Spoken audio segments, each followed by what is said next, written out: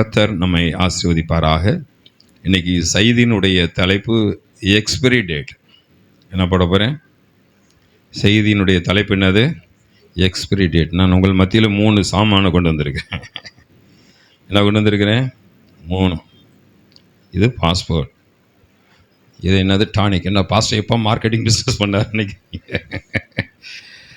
Marketing business pastor பண்ணுறான்னு நினச்சிடாதீங்க. 3 மெட்டீரியலை வச்சுருக்கிறேன். இது பாஸ்போர்ட். இங்கே பாஸ்போர்ட். இந்த பாஸ்போர்ட்டுடைய டேட் முடிஞ்சு போயிடுச்சு. 12/20/24 முடிஞ்சிருச்சு. இதுக்கு ஒரு எக்ஸ்பிரி டேட் போட்டிருக்காங்க. இதுக்கு என்ன இருக்குது? Expiry date. இதை வாழ்நாள் முழுவதும் நான் யூஸ் படுத்த முடியுமா?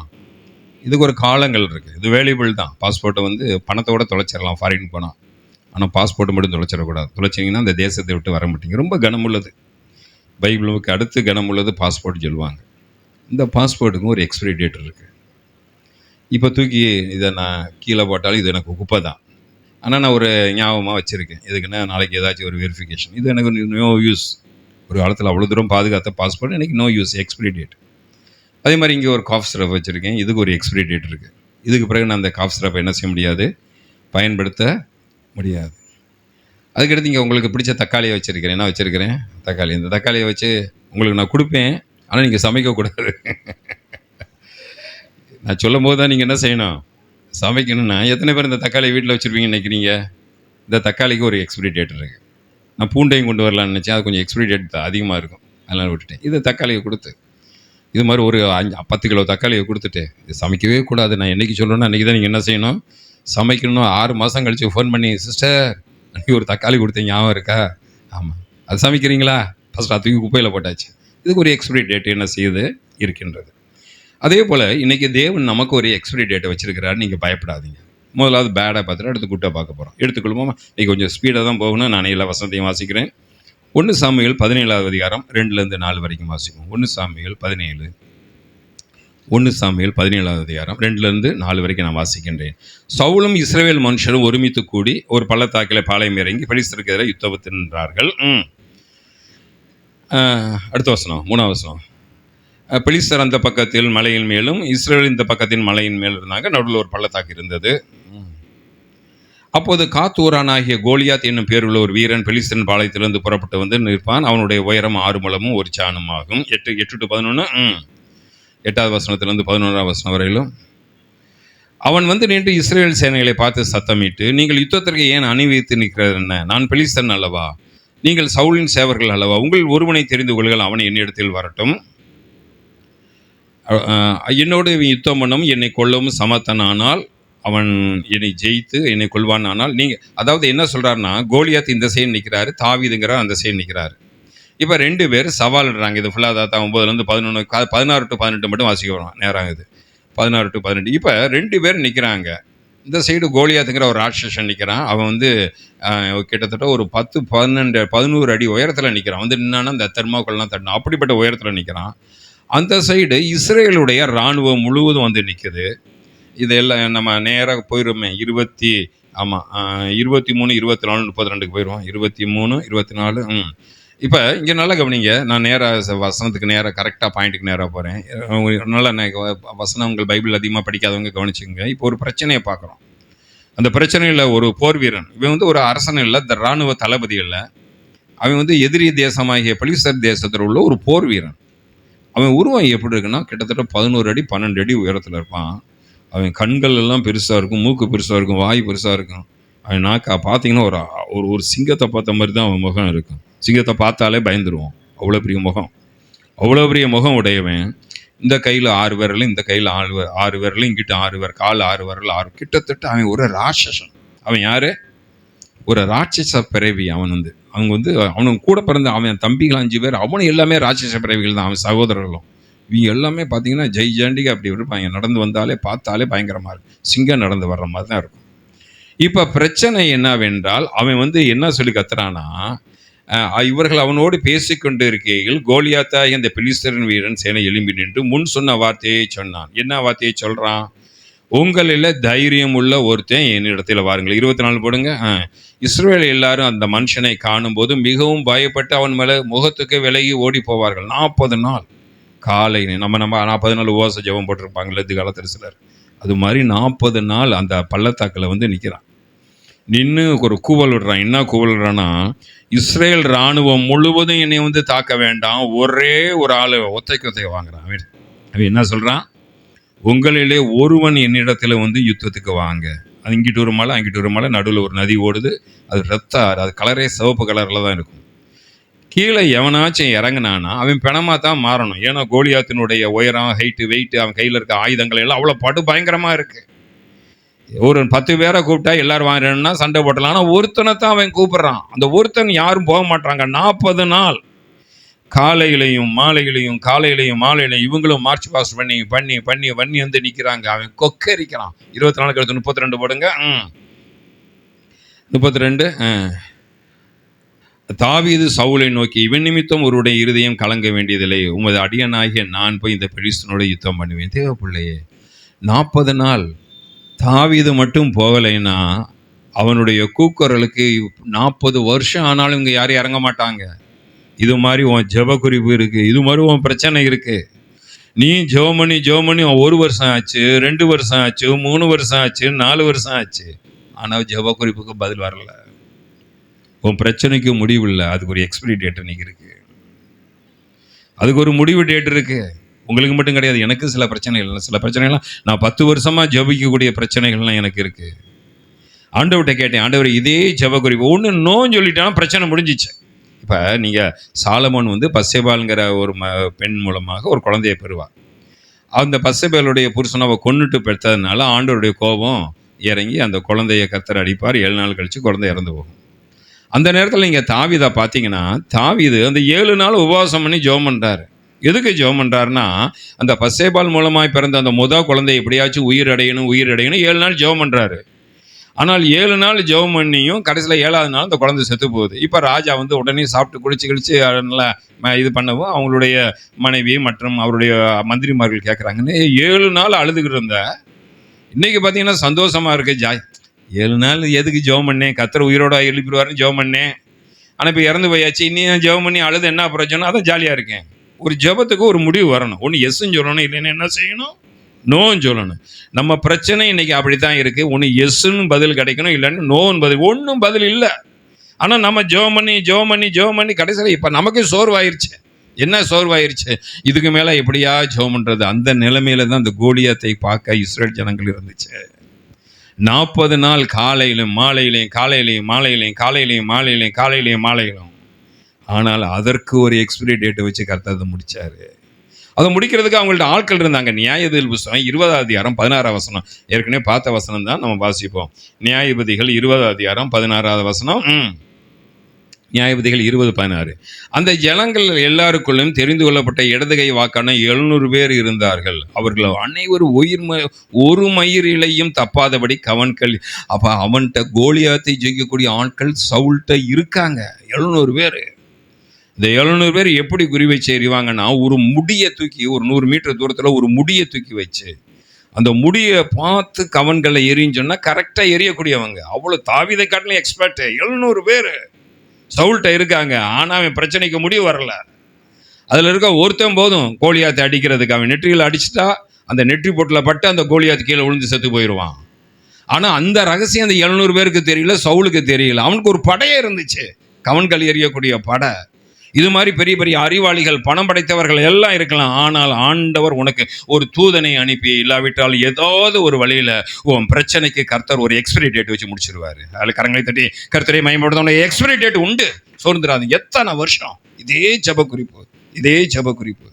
இங்கே நியாயாதிபதிகள் 20:16 வாசிச்சோம்னா, அப்படிப்பட்டவர்கள் இருந்தாலும் ஆண்டவர் அவங்க மூலமாக இவர்களுக்கு விடுதலை தரல. அபிஷேகம் பண்ணப்பட்ட ஒரு தாவீது இருக்கான் பார்த்தீங்களா, அவன் அதே வேலையை தான் செய்கிறான். ஒரே ஒரு கவன்கண், முதலாவது கவன்கள் அவனுடைய நெற்றியில் பட்டு அந்த கோலியாத்து இறந்து விடுகிறான். தேவனுடைய பிள்ளையே, இன்றைக்கி கர்த்தருடைய வார்த்தையை உங்களை நோக்கி வருகிறது. உன்னுடைய தீமைக்கு ஒரு முடிவு நாள் உண்டு. எதுக்கு முடிவு நாள் உண்டு? ஒரு தீமைக்கு. நீ ஜோமணி சோர்ந்து போயிருப்பாய். நீங்கள் யோசேப்பை எடுத்து வாசித்தீர்கள் என்றால், யோசேப்பு யோபுவோட வாசிப்போமே. யோபு 1ஆவது அதிகாரம் 1-3 வரைக்கும் வாசிப்போம். யோபை குறித்து நாம் பார்க்க போயிடும். வாசிப்போம். யோபை பார்த்துட்டு நேரம் இருந்தால் யோசேப்பை பார்ப்போம். யோபு 1ஆவது அதிகாரம் 1-3. இப்போ யோபு ஒரு பக்தன்.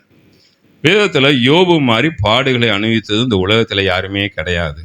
அவ்வளோ பாடுகள். நான் கேட்பேன், ஆண்டவரே ஏன் ஆண்டவரே இவ்வளோ பாடுகள்லாம் என்ன காரணம் நமக்கு தெரியாது. ஆனால் கேட்காதீங்க, யோபு மாதிரி எனக்கு பாடு வேணும்னு யாரும் கேட்காதீங்க. சும்மாவே நமக்கு வர்ற பாடுகளை சகிக்க முடியல. ஆனால் இந்த யோபுக்கு ஒரு பாடுகள். என்ன பாடுகள் என்றால், ஊத் தேசத்தில் யோபு என்னும் பேர் கொண்ட ஒரு மனுஷன் இருந்தான். அந்த மனுஷன் உத்தமனும் சன்மார்க்கனும் தேவனுக்கு பயந்து பொல்லாப்புக்கு விளைகிறவனாக இருந்தான். அடுத்த வசனம் பண்ணுங்க.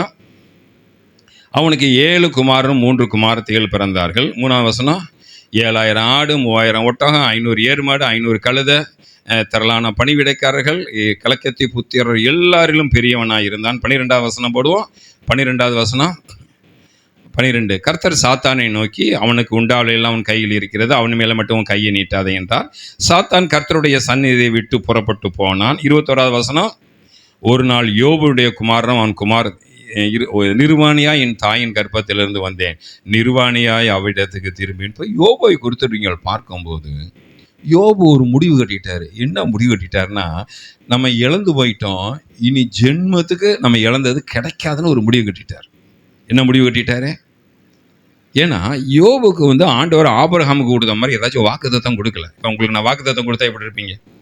நாளைக்கு உங்கள் பொண்ணுக்கு கல்யாணம் வச்சுருக்கீங்க வச்சுங்களேன், என்கிட்ட வரீங்க, பாஸ்டர் பொண்ணு கல்யாணம் வச்சுருக்கேன், கல்யாண செலவுக்கு என்ன செய்யறதுன்னு தெரியல. நான் உங்களை பார்த்து, கவலைப்படாதீங்க சிஸ்டர்னு, 1 மாதம் இருக்குல்ல, நான் ஒரு 100 பவுன் கையில் ஒரு 5 லட்சம், அதுக்கப்புறம்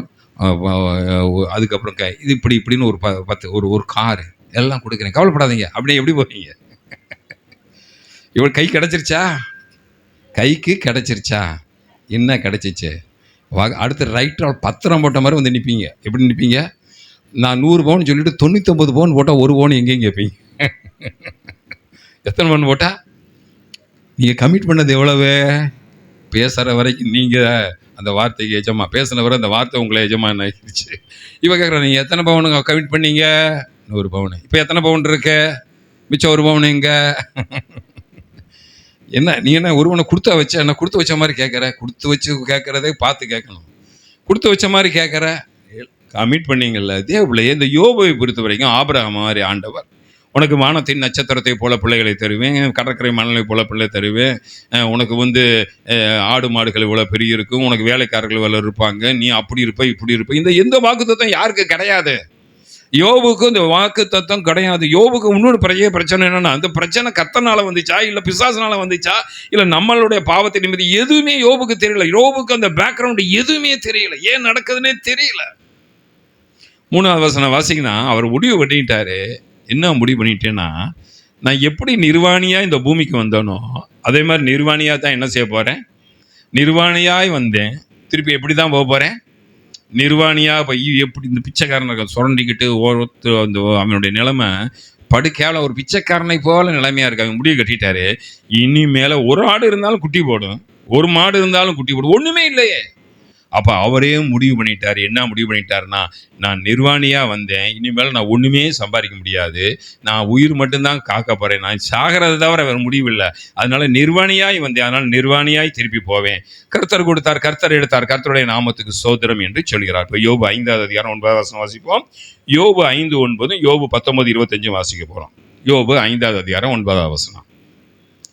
இப்போ ஆனால் ஒன்று மட்டும் கன்ஃபஸ் பண்ணுறாரு. என்ன கன்ஃபஸ் பண்ணுறாருன்னா, இவர் சொல்றாரு, கர்த்தர் ஆராய்ந்து முடியாத பெரிய காரியங்களையும் எண்ணி முடியாத அதிசயங்களையும் அவர் செய்கிறாருங்கிற விசுவாசம் அவருக்கு. வாக்குத்தத்தங்களில் விசுவாசம் இருந்துச்சு. என்ன இல்லை? வாக்குத்தத்தம் பாஸ்டர் கமிட் பண்ணலை. உங்களுக்கு 100 பவுன் போடுறேன், ஒரு கார் வாங்கி தரேன், கையில் 50 லட்சம் கொடுக்குறேன், கமிட் பண்ணலாம். ஆனால் தேவன் மேலே உங்களுக்கு ஒரு விசுவாசம் இருந்தால் உன் தேவையை கர்த்தர் அற்புதமாய் சந்திப்பா. அந்த விசுவாசத்தை விட்ட யோபு வாக்குத்தத்தத்தை நம்பி வாழல, வாக்குத்தத்தத்தை காட்டிலும் ஆண்டவரையே நம்பி வாழ்ந்தார். என்ன ஆண்டவரை நம்பி வாழ்ந்தார்? அவரை பற்றி எனக்கு தெரியும், அவர் என் ஜெபம் பண்ணியிருக்கேன், ஆராய்ந்து முடியாத பெரிய காரியங்களையும். அப்போ இவர் அறிக்கையின் மூலமாக தேவன் எப்படிப்பட்டவர் என்று சொல்கிறாரே ஒழிய இவருக்கு கொடுத்த செக்கோ இவருக்கு கொடுத்த டிடியோ வச்சுக்கிட்டு பேசலை. இப்போ நான் சொல்கிறத காட்டிலும் 50 லட்சம் கொடுப்பேன்னு சொல்கிறத காட்டிலும் 50 லட்சத்துக்கு ஒரு டிடி கையில் கொடுத்தா எப்படி இருக்கும்? செக்கு கொடுத்தா கூட கொஞ்சம் யோசிப்பீங்க. அது நம்ம ஆட்கள் நிறைய பேர் பார்த்துருக்கேன். செக்கை கொடுக்குற மாதிரி கொடுத்து கடைசியில் நம்ம பணம் போயிடும், அக்கௌண்ட்டில் பணம் யார் பணம் போயிடும். நிறைய ஊழியக்காரங்கள்ட்ட நான் பணம் கொடுத்துருக்காங்க, என்கிட்ட நான் கொடுத்த பணத்தை திருப்பி கொடுத்துருக்காங்க செக்கு மூலமாக. நான் கொடுத்த பணத்தை செக்கு மூலமாக கொடுத்தாங்க. அவங்க ஒரு டேட் போட்டு போட சொன்னாங்க. நான் ஒரு போயிட்டு பசங்க நேரம் இல்லை, அதனால ஒரு 2 நாள் கழிச்சு போடலான்ட்டு. 2 நாள் கழிச்சு போடலான்ட்டு இருக்கீங்களா? ஏடிஎம்ல கொடுத்து எடுத்தாச்சு. நான் உங்களை நம்பி போய் போட்டா கடைசியில் என் பணத்தை அவன் எடுத்துகிட்டு இருக்கான். நீங்கள் கேட்குற என் பணத்தை எதுக்கு எடுக்கிற? செக்கில் பணம் இல்லை, அதனால உங்கள் பணத்தில் ஃபைன் எடுக்கணுங்கிறாங்க. இன்றைக்கி செக்கை கொடுத்தா கூட யூஸ் டிடி கொடுத்த மாதிரி. அப்போ என் வார்த்தையை காட்டணும், என் டிடி உங்கள் கைக்கு வந்துச்சுன்னா உங்களுக்கு ஒரு உறுதி கிடைக்கும். என்ன கிடைக்குன்னா நிச்சயமாக அதை வச்சு வேலைக்கு போயிடுவீங்க. கல்யாணம் பண்ணத்தை பார்க்க ஆரம்பிச்சிருவீங்க, சமையக்காரனை பார்க்க ஆரம்பிச்சிருவீங்க, எல்லாத்தையும் வேலையும் நடக்க ஆரம்பிச்சிடும். அது ஜரூராக நடக்கும். ஏன்னா கையில் என்ன கிடைக்குது? டிடி கிடச்சிருச்சு. தேவ பிள்ளை. இப்போ யோபுனுடைய நிலைமையில் ஒரு வாக்குத்தத்தம் இல்லை. கூட இருக்கிற மனைவி கூட அவளுக்கு ஒரு சோர்வா டிப்ரெஷனுக்குள்ளே தான் கொண்டு போகிறாரு. ஆனால் ஒன்று சொல்கிறாரு, என் தேவனை அவரை ஆராதிக்கிற தேவன் எப்படிப்பட்டவருங்கிறது மட்டும் அவருக்கு தெரியுது. அவர் ஆண்டவரை பார்த்து முறுமுறுக்கல. ஒன்று சொல்கிறாரு, ஆராய்ந்து முடியாத பெரிய காரியங்களையும் எண்ணி முடியாத அதிசயங்களும் அவர் செய்கிறார். நான் அறிக்கை பண்ணிட்டேன், நான் நிர்வாணியாக தான் போக போகிறேன், அறிக்கை பண்ணிட்டேன். ஆனால் அவர் சாதாரண ஆள் இல்லை, நான் ஆராதிக்கிற ஆண்டவர். 19வது வசனம் 25 வசங்க. 19:25 19:25 யோபுலேயே 19வது அதிகாரம் 25வது வசனம். யோபு 19:25. என் மீட்பர் உயிரோடு இருக்கு. அடுத்து சொல்றாரு, அறிக்கை பண்றாரு. ஆண்டவர் எந்த அளவுக்கு பிடிச்சிக்கிட்டாரு பார்த்தீங்களா? ஆண்டவர் அவர் கையில் செக்கு கொடுக்கல, டிடி கொடுக்கல, வாக்குத்தத்தம் கொடுக்கல, ஒன்றும் கொடுக்கல. ஆனால் ஒன்று தெரியும், அவர் ஆராதிக்கிற தேவன். என் மேட்பர் சாகலை, என் ஆடு செத்துருச்சு, என் மாடு செத்துருச்சு, என் குதிரை, என்னுடைய ஒட்டகம் செத்துருச்சு, என் வேலைக்காரன் செத்துட்டான், என் பிள்ளை செத்துட்டான், ஆனால் என் தேவன் சாகலை. என் மீட்பர் அவர் கடைசி. எல்லாமே பாசிட்டிவ் அறிக்கையாக தான் பண்ணிக்கிட்டு இருக்காரு. இப்போ வாங்க 42:10 வாசிப்போம். 42:10 யோபு 42வது அதிகாரம் 10வது வசனம். அப்போ ஆண்டவர் எப்படி அவரை ஆசீர்வதிக்கிறார்னு சொல்லி பார்க்க போகிறோம். யோபு தன் சிநேகிதருக்காக வேண்டுதல் செய்த போது கர்த்தர் அவருடைய சிறையிருப்பை மாற்றினார். யோபுக்கு முன் இருந்த எல்லாவற்றையும் பார்க்கலாம். கர்த்தர் 2ஆம் தனையாக கர்த்தர் அவனுக்கு திருப்பி கொடுத்தார். கரங்களை தட்டி கர்த்தரை மகிமைப்படுத்துமா? உனக்கு ஒரு எக்ஸ்பிரி டேட் உண்டு. உன் பாடுகளுக்கு, உன் தரித்திரத்துக்கு எக்ஸ்பிரி டேட் உண்டு. எஃப்டி கூட நீங்கள் போட்டால் தான் வட்டி போட்டு கொடுப்பான். அந்த வட்டி போட்டு கொடுக்குறதுல ஒரு வருஷம் போட்டால் கூட ஒரு 12% தான் போட்டு கொடுப்போம், இல்லாட்டி மாதம் 1% தான் உழுகும். ஆனால் இங்கே வாசிக்கிறோம், அவர் போடவே இல்லை, டபுள் போர்ஷனாக கிடத்துட்டாரு. அப்போ ஆண்டவரை குறித்து அவன் மேன்மைப்படுத்திக்கிறான். என்ன மேன்மைப்படுத்துகிறான்? நான் நிர்வாணியாய் வந்தால் நிர்வாணியாய்த்தான் போவேன்னு நினைத்தேன், ஆனால் ஆண்டவர் எப்படிப்பட்டவர் என்று நான் தியானித்தேன். இப்போது என்னுடைய பாடுகளுக்கு ஒரு எக்ஸ்பைரி டேட்டு கர்த்தர் வச்சுட்டாரு. உன் குடும்பத்தினுடைய பாடுகள், உன் குடும்பத்தினுடைய பிரச்சனைகள், உன்னுடைய வேதனைகளுக்கு அந்த எக்ஸ்பைரி டேட்டுக்கு அடுத்து ஒரு நாள் கூட அந்த மருந்தை எடுத்து யூஸ் படுத்த மாட்டோம். நான் பாஸ்போர்ட் இருக்குது கையில். இந்த பாஸ்போர்ட் முடிஞ்சு அடுத்த நாள் எங்கே போகிறேன்னா ஏர்போர்ட்டுக்கு போகிறேன். ஏர்போர்ட்டில் போய் நான் உட்காடுறேன். என்ன உட்காடுறேன்னா, நான் ஃப்ளைட் பிடிச்சி நான் ஸ்ரீலங்கா போகணும்னு சொல்கிறேன். உடனே ஏர்போர்ட்டில் எனக்கு அதிகாரி என்ன சொல்லுவான்? கொஞ்சம் நேற்று தானையா முடிஞ்சிச்சே, ஒரு நாள் தானேயா, கொஞ்சம் நேற்று முடிஞ்சிச்சு, அவ்வளோதான். சில பேர் பார்க்காம போய் ஏர்போர்ட்டில் நின்று பிரச்சனைக்குள்ள. அவர்கள் தேவ பிள்ளையே, உன் வாழ்க்கையில் ஆண்டவர் உன் பிரச்சனைக்கு என்று ஒரு எக்ஸ்பைரி டேட் வைத்திருக்கிறார். நீ பல நாளாக கதறிக்கிட்டு இருக்க, வேதனையில் துடிச்சிக்கிட்டு இருக்க, உன் ஜெபம் கேட்கப்படலை. எத்தனை நாள் ஆண்டவரே இதே ஜெபத்தை கேட்டு கேட்டு போர் அடிச்சு போச்சு நமக்கு. இந்த ஜெபம் தேவ சமூகம். ஒன்று இல்லைன்னாச்சும் சொல்லுங்க. என்ன கேட்குறோம் நம்ம? ஒன்று இல்லைன்னாச்சும் சொல்லுங்க. இல்லைன்னு கூட சொல்ல மாட்டீங்களே. கடைசியில் அந்த யோபினுடைய பாடுகளுக்கு, யோபு பாடுபட்டது 9 மாதமா. எத்தனை மாதம் பாடுபட்டாரா? நம்ம யோபுன்னு நினைச்சாலே என்ன நினைச்சிடும்? கடைசி வரைக்கும் யோப பிச்சைக்காரனை தான் பார்க்குறோம். அவனுடைய பாடுகள் 9 மாதம் தான். அதுக்கு பிறகு அவனுடைய ஆசீர்வாதம் 140 வருஷத்தை கர்த்தர் ஆசீர்வதித்தார். அந்த 140 வருஷம் நம்ம கண்ணுக்கு தெரியாது. தேவ பிள்ளையே, அந்த யோபின் பாடுகளுக்கு கர்த்தர் ஒரு எக்ஸ்பைரி டேட்டை வச்சாரு. தாயின் வயிற்றில் கர்ப்பஸ்ரீ சுமக்கிற பிள்ளைய நான் நினச்சி பார்ப்பேன். இந்த ஆதாம் ஏவாளை ஆண்டவர் நேராக உருவாக்கிட்டார். இந்த ஆதாம் ஏவாளுக்கு பிள்ளைகள் பிறந்தாங்க பார்த்தீங்களா? அவங்க கர்ப்பம் பண்ணி தான் பிள்ளையை பெற்றிருப்பாங்க. அவங்க அப்படி கர்ப்பவதியாக ஆகிருக்கும் போது அவங்க உலகத்தில் இது வரைக்கும் யாருமே கர்ப்பமானதை பார்த்துருக்க மாட்டாங்க, முதல் தலைமுறையில். இப்போ வயிற்றில் பார்த்தீங்கன்னா 4 நாள் குழந்தை வளர்ந்துக்கிட்டே இருக்கும், நிற மாதம் கர்ப்பிணி ஆகிருப்பா. அப்போ அவள் யோசித்து பார்த்துருப்பா, எத்தனை நாள் இந்த பிள்ளையை நம்ம சுமக்கணும் தெரியல, இந்த பிள்ளை இப்படி வாழ்க்கை முழுதும் இப்படி தான் இருந்துருவோமா? ஏன்னா இது வரைக்கும் எதை பார்த்ததில்லை அவங்க. இப்படின்னு நீங்கள் கற்பனை பண்ணுவீங்களா? நான் கற்பனை பண்ணி பார்ப்பேன். அவங்க என்ன நினச்சிருப்பாங்க? எத்தனை நாள் 4 நாள் வயிறு பெருசாகிட்டே போகுது. வயிறு என்ன ஆகுது? நிறைய மத கர்ப்பிணியானோன்னா நடக்க முடியாது, குடம் தூக்க முடியாது, பழைய ஓட்டனா ஓட முடியாது. அவன் நினச்சி பார்ப்பா, என்ன பார்த்துருப்பா, எத்தனை நாள் ஆண்டவரை உள்ளேயே வச்சு குழந்தைய இப்போ நாளுக்கு ஏதோ ஒரு குழந்தை சத்தம் கேட்குது, ஒரு குழந்தை ஓடுற மாதிரி இருக்கு, இது எப்படி வெளியே வரும், இது என்ன ஆகும், இது வாழ்க்கை முழுவதும் இப்படியா அப்படின்னு நீ நினைத்துக்கிட்டு இருந்தா உனக்கு ஒரு நாளுக்கு இருக்கு. கரங்களை தட்டி கருத்து, உனக்கு ஒரு நேரம் இருக்கு, உனக்கு ஒரு டைம் இருக்கு, உனக்கு ஒரு மாதம் இருக்கு. அது சிலருக்கு பக்கத்தில் இருக்கும், சிலருக்கு தூரமாக இருக்கும். இப்போ டபுள் போர்ஷன் ஆசிர்வச்சிட்டா நீங்கள் 42வது அதிகாரம் 16வது வசனம் வாசிப்போம். 42:16, 42:16. இதற்கு பின்பு யோபு 140 வருஷம் உயிரோடு இருந்து 4 தலைமுறையாக தன் பிள்ளைகளின் பிள்ளைகளையும் தன் பிள்ளைகளுடைய பிள்ளைகளையும் அவன் என்ன செய்தான் கண்டான். இப்போ இந்த போர்ஷன் எடுங்க, 42:10 திருப்பி போடுங்க. 42:10 சீக்கிரமா 42:10 போடுங்க. கர்த்தர் அவனுக்கு தந்தரினார். அந்த பிள்ளைகள் அந்த டபுள் போர்ஷன் கொடுத்து அதை மட்டும் எடுத்து போடுங்க. எல்லாரும் எத்தனை ஒட்டகம், எத்தனை இது சீக்கிரமாக 42க்கு இடையில வரும். 42க்கு அடுத்து எத்தனை வசனம் கரெக்டாக சொல்லுங்கள். அவனுக்கு 7 பிள்ளைகளும் 3 குமாரர்களும் பிறந்தார்கள். எத்தனை வசனம்? 42 42:13 போடுங்க. 42 யோபு 42:13 சீக்கிரமாக. யோபு 42:13 7க்கு முந்தின வசனம் போடுங்க. 7 குமார் 3 முந்தின வசனம். யோபின் முன்னிலை 14 அப்படி எல்லாமே டபுளாக தராரு. 14,000 தராரு, 6,000 தராரு, 1000 தராரு, 1000 500 கழுது இருந்தால் 1000, எல்லாமே டபுளாக தந்தார். அடுத்த வசனம் போடுங்க. 7 குமாரும் 3 குமார்த்தையும் அவனுக்கு பிறந்தார்கள். இப்போ இந்த வசனத்தை வச்சுக்கிட்டு நான் நினச்சேன், யோபு இழந்ததை எல்லாம் டபுள் பொசிஷனை கொடுத்தாரு பார்த்தீங்களா, எல்லாம் ஒரே நாளில் தான் ஆண்டவர் கொடுத்தாரு. அப்படி தான் நினச்சிக்கிட்டு இருந்தேன். யோபு குட்டியவே பார்க்காம முந்தின வசனம் போடுங்க. எத்தனை வசனம்? 42:12. யோபின் முன்னிலைமை காட்டில் பின்னிலைமையை ஆசிர்வதிச்சார். 14,000 ஆடுகள். மொத்தம் அவனுக்கு இருந்தது 7,000 ஆடுகள் தான். ஆனால் எத்தனை ஆடாக கொடுத்துட்டார் அவர்? 14 டபுளாக கொடுத்துட்டார். இப்படி டபுளாக ஆண்டவர் கொடுத்தோன்னே நான் நினச்சிட்டேன், எங்கேயோ இருந்த அந்த காடை உழுந்துச்சு தெரியுமா இஸ்ரேல் ஜனங்களுக்கு. திடீர்னு காடைகள் உழுகுது. காடை முட்டையை பார்க்கல, குஞ்சை பார்க்கல, ஒன்றையும் பார்க்கல, திடீர்னு காடைகளாக விழுந்து இவ்வளோ நேரத்துக்கு ஒரு ஒரு அடி கணக்கில், ஒரு அடி 1 நாள் பிரயாண தூரத்தில் அப்படி நிற்கிது. அவங்க காடையை எடுத்து சாப்பிட்றாங்க. ஒரே நாளில் நடந்துச்சு. இது மாதிரி தான் யோபுக்கு ஒரே நாளில் எப்படி கொடுத்தா இந்த குட்டிகள் எங்கே வந்துச்சு எல்லாம் நான் கவலைப்பட்டது உண்டு. அடுத்த வசனம் போடுங்க. 7 குமாரனும் 3 குமார். இந்த வசனத்தை வச்சு கண்டுபிடிச்சிட்டேன். 7 குமாரனும் 3 குமாரத்தையும் ஒரே நாளில் கொடுத்துருக்க முடியுமா? கொஞ்சம் சிந்திக்க, என் ஸ்பீடுக்கு நீங்கள் வரல கவனிக்கிறதுல. 7 குமாரனும் 3 குமாரத்தைகளும் யோபுக்கு ஒரே நாள் ஆண்டவர் கொடுத்துருக்க முடியுமா? மற்றதெல்லாம் எங்கேயோ உற்பத்தி ஆகி கொண்டு கொடுத்துருந்தாலும் இந்த 7 குமாரனும் 3 குமாரத்தைகளும் அவள்கிட்ட இருக்க அந்த ஏற்கனவே இருந்த ஒரு மனைவியின் மூலமாக பெற்ற பிள்ளைகள். அப்போ ஒவ்வொரு வருஷமும் ஒவ்வொரு பிள்ளையாக பெற்று 10 வருஷம் 10 பிள்ளைய பெற்றிருப்பாங்க. அப்போ ஆண்டவர் எப்படி கொடுத்தாருன்னா ஒரே நாளில் அவங்களுக்கு கொடுக்கல, அந்த டேமை திறந்து விடுற மாதிரி திறந்து விட்டு, நம்ம வசனத்தில் ஒரே வசனமாக பார்க்குறோமே ஒழிய உன்னுடைய பிரச்சனைகளுக்கு ஆண்டவர் எக்ஸ்பிரி டேட் வச்சிருக்காரு. கரங்களை தட்டி கர்த்தரை, உனக்கு ஒரு எக்ஸ்பிரி டேட் வச்சிருக்காரு கர்த்தர். புலம்பிக்கிட்டே இருக்காதீங்க. புலம்புற மூலமாக தான் எக்ஸ்பிரி டேட் தள்ளிட்டு போகுது. ஹல்லேலூயா. புலம்பாதீங்க. நானும் புலம்புறேன் அநேக நேரத்தில். புலம்பாதீங்க. நீங்கள் புலம்பி நாளை தள்ளுறீங்க. தேவப்பிள்ளை இந்த இடத்துல வாசிக்கிறோம். இந்த 7 குமாரும் 3 குமாரத்திகளும் அவளுக்கு எப்படி கிடைத்தார்கள் என்றால், தேவப்பிள்ளையே ஒவ்வொரு வருஷம் 10 வருஷமா. அப்போ உன் வாழ்க்கையில் ஒரு செழிப்பின் காலம்னு ஒன்று உண்டு.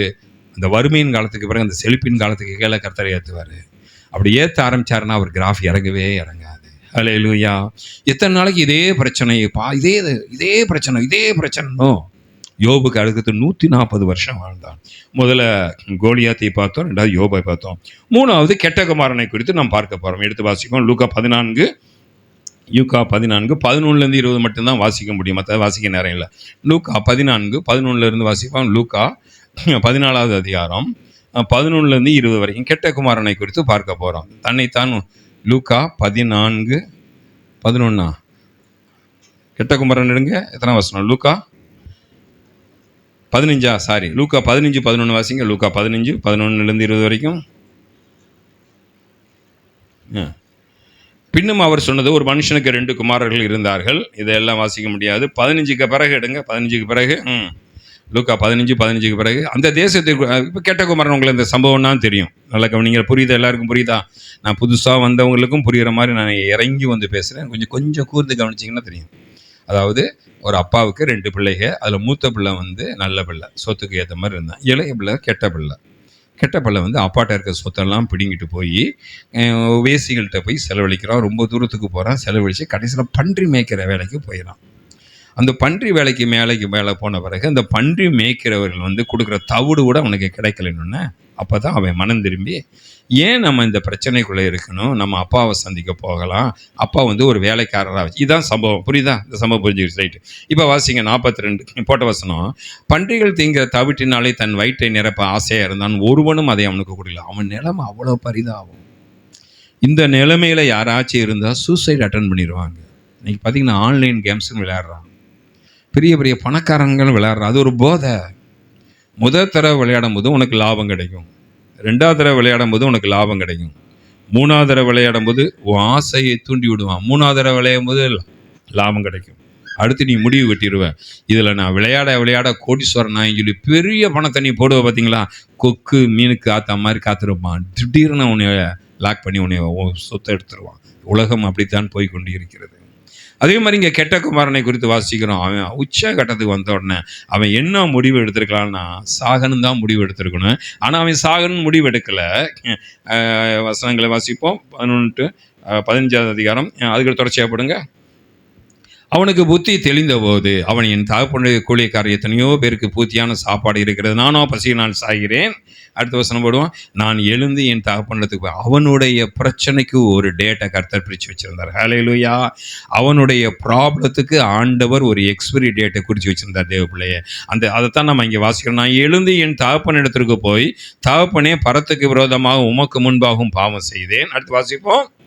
உம்முடைய குமாரன் என்று சொல்லப்படுவதற்கு நான் பாத்திரன் அல்ல. அப்போ அவன் என்ன நினச்சிட்டான், இனிமேல் நம்ம அப்பாட்ட போக முடியாது, நம்ம அப்பாட்ட போனால் இனிமேல் வாழ முடியாதுங்கிற ஒரு முடிவை எடுத்து அவன் தவறான முடிவு எடுக்காமல் இப்போ ஒரு முடிவு எடுக்கிறான், என் அப்பாட்ட போவேன்னு சொல்லி போகிறான். 20 வசனம் வாசிப்போம். 20 வசனம். எழுந்து புறப்பட்டு தன் தகப்பன் இடத்துல வந்து அவன் தூரத்தில் வரும்போதே அவனுடைய தகப்பன் அவனை கண்டு. இந்த இடத்துல நான் ஆச்சரியமான ஒரு காரியத்தை பார்ப்பேன். இதுக்கு முன்னுக்கு பார்த்தீங்கன்னா 100 ஆடு இருக்கும், அதுக்கு முன்னுக்கு பார்த்தீங்கன்னா 10 வெள்ளி காசு இருக்கும். 100 ஆடு இருக்கும். அந்த 100 ஆடில் ஒரு ஆடு காணாமல் போயிடும். காணாமல் போன அந்த ஆட்டுக்காரன் என்ன செய்வான், 99 ஆட்டை வீட்டில் விட்டுட்டு ஒரு ஆடு காணாமல் போயிடுச்சுன்னு சொல்லி ஊரே போய் தேடுறான். என்ன தேடுறான், என் ஒரு ஆடு காணா, என் ஒரு 99 ஆடு இருக்கிறதெல்லாம் அவனுக்கு சந்தோஷம் இல்லை, ஒரு ஆடு காணா போனது தான் அவனுக்கு வேதனை. அந்த ஒரு ஆடுக்காக போய் தேடி தேடி தேடி தேடி கண்டுபிடிச்சு கடைசி அந்த கூட்டத்துக்குள்ளே எப்படி தான் கண்டுபிடிச்சான்னு தெரியல. ஏன்னா மனிதர்கள் முகம் இருக்குது, ஆடுகள் முகத்தை நம்மளால் கண்டுபிடிக்க முடியாது. மிருகங்களே வாசனையை வச்சுட்டு தான் என் பிள்ளை என்னன்னு கண்டுபிடிக்கும், நமக்கு அந்த வாசனை சக்தியும் கிடையாது. ஆனாலும் இவன் காடு மேடெல்லாம் போய் தேடி அந்த ஒரு ஆட்டை கண்டுபிடிச்சிட்டான். கண்டுபிடிச்சிட்டு தோளில் போட்டு சந்தோஷமாக வரான். எதுக்கு சந்தோஷம் வரான், என் ஆடு ஒன்று காணாமல் போச்சு, நான் கண்டுபிடிச்சிட்டேன்னு மகிழ்ச்சியோடு வருகிறான். அடுத்து ஒரு ஸ்திரீ, அவளுக்கு 10 வெள்ளி காசு அவள் கையில் இருந்துச்சு, அதில் ஒரு வெள்ளி காசு காணாமல் போயிடுச்சு. அது எப்படி வருதுன்னா, அந்த 10 வெள்ளி காசு அவள் கைக்கு எப்படி வந்துச்சுன்னா, அவளுக்கு நிச்சயார்த்தம் ஆன பிறகு அந்த நிச்சயார்த்தம் பண்ணப்பட்ட அந்த மாப்பிள்ளை, முன்னும் கல்யாணம் ஆகலாம், மாப்பிள்ளையாக இருக்கிறார், நிச்சயம் நடந்துருச்சு. அவர் என்ன செய்வார், அந்த பொண்ணினுடைய திறமையை சோதிப்பதற்காக அவள் கையில் ஒரு 10 வெள்ளி காசை கொடுத்துட்டு போயிடுவார்.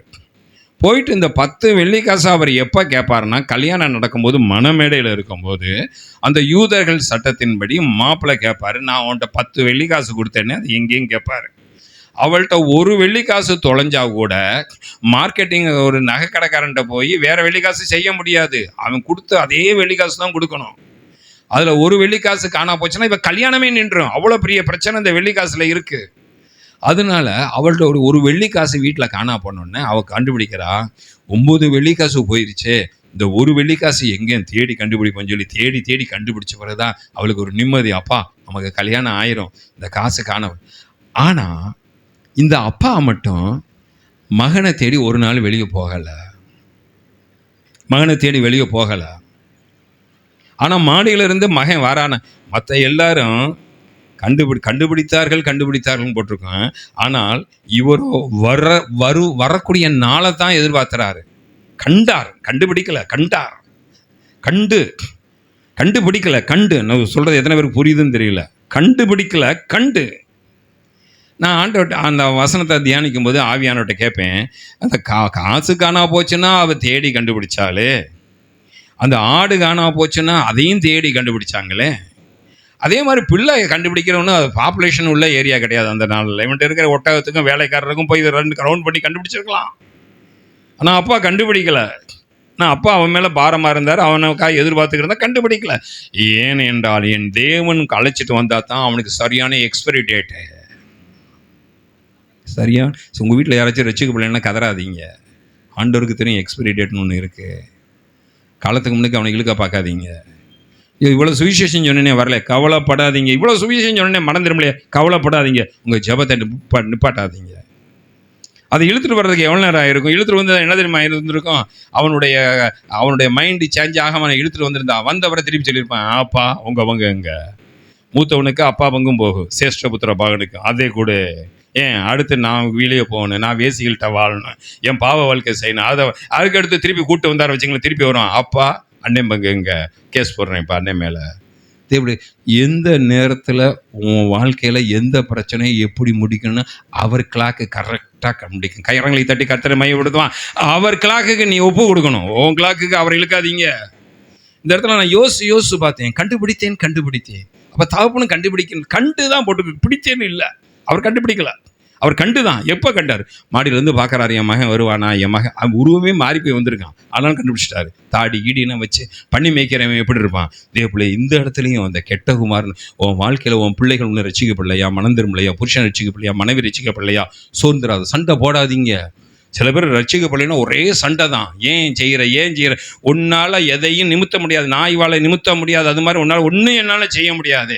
அவருடைய வேலை வரும்போது அவர் செய்வார். அது வரைக்கும் நீ நானும் முழங்கால் பொடிக்கிட்டு கண்ணீர் சிந்தி தேவ சமூகத்தை நோக்கி பார்க்கும்போது அற்புதம் செய்யக்கூடிய வேலை. என் வேலை இன்னும் வரவில்லை, வரும்போதும் உனக்கு உசிதமான திராட்சை ரசத்தை போஷிப்பார். கரங்களை தட்டி கர்த்தருமே, உசிதமான திராட்சை ரசத்தினால் உன்னை போஷிப்பார். அடுத்து ஒரு சம்பவத்தை பார்த்து விட்டு இன்னொரு காரியத்தை பார்ப்போம். யோவான் புஸ்தகம் 5வது அதிகாரம் 6-9 வரைக்கும் வாசிப்போம். யோவான் 5:6-9 வரையிலும் நேரம் ஆகிட்டு போகுது. யோவான் 5:6-9 வரையிலும் படுத்திருந்த இப்போ பெதஸ்தா குளம். நான் கொஞ்சம் இறங்கி போகிறேன் இன்றைக்கி, ஏன்னா பைபிள் புதுசாக படிக்காதவங்க கூட வந்துருப்பீங்க, அதனால் நான் ஃபுல் கிறிஸ்டி சொல்ல வேண்டியதாக இருக்குது. பெதஸ்தா குளம், அந்த பெதஸ்தா குளத்தை சுற்றிலும் ஏராளமான வியாதிசர்கள் படுத்திருப்பாங்க.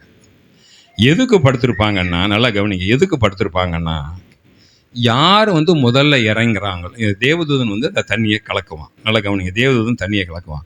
யார் முதல்ல குளத்தில் இறங்குறாங்களோ அவங்களுக்கு தெய்வீக சுகம் கிடைக்கும். அதுக்கு நடந்திருக்கு, அதனால தான் எல்லாமே இருந்திருக்காங்க. 38 வருஷம் ஒருத்தன் படுத்திருக்கானு சும்மா படுக்கலை. அவனுக்கு தெரியும் இந்த குளம் கலக்கும் போது முதல்ல யார் இறங்குறாங்களோ அவங்களுக்கு சுகமாகவும் தெரியும். அதனால உண்மையில் அது நடந்திருக்கு. அது ஏன் நடந்துச்சு, எதுக்கு நடந்துச்சுன்னு தெரியாது.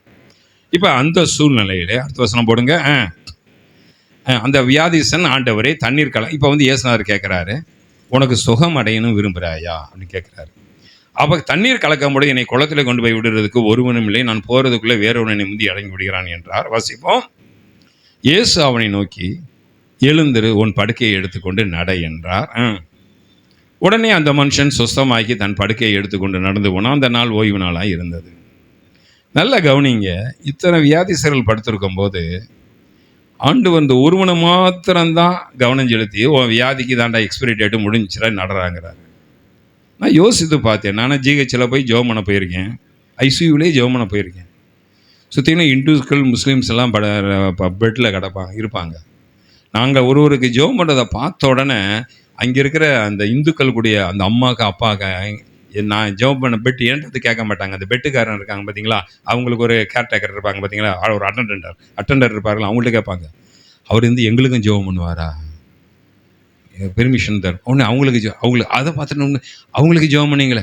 அப்போ இது என்ன நடக்குதுன்னா, 38 வருஷம் வியாதி விழுந்தவனாக்கு ஆண்டவர் எழுப்புற. நானே ஆண்டவர்கிட்ட கேட்பேன், ஆண்டவர் தப்பு இல்லை ஆண்டவர், அந்த குளத்தை சுற்றிலும் இத்தனை பேர் படுத்திருக்கிறாங்கல்ல, நீ அவனை மட்டும் கவனம் செலுத்திட்டு மற்றவங்களை கவனம் செலுத்தாமன்னா தப்பு இல்லை ஆண்டவர்.